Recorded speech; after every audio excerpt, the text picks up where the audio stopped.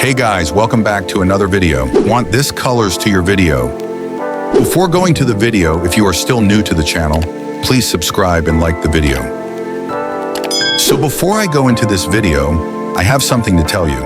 That is, I am using some pro features to make this video. So I showed you how to use the pro features for free in the previous video. If you are new to the channel, please watch the 1-minute video first.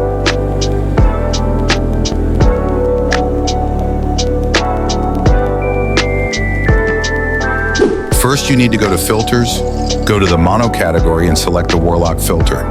Then select the filter called BW3, which is the same, and set it to 51. Then go back to the Life category, select Cold, and give it 82.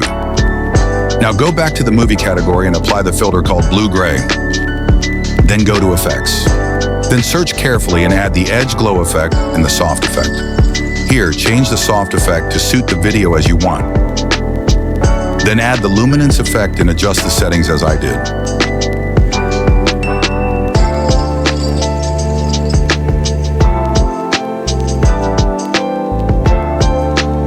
After that, add the Black Flash 2 effect and adjust the settings as I did. So the video's over. What do you think? Leave a comment below.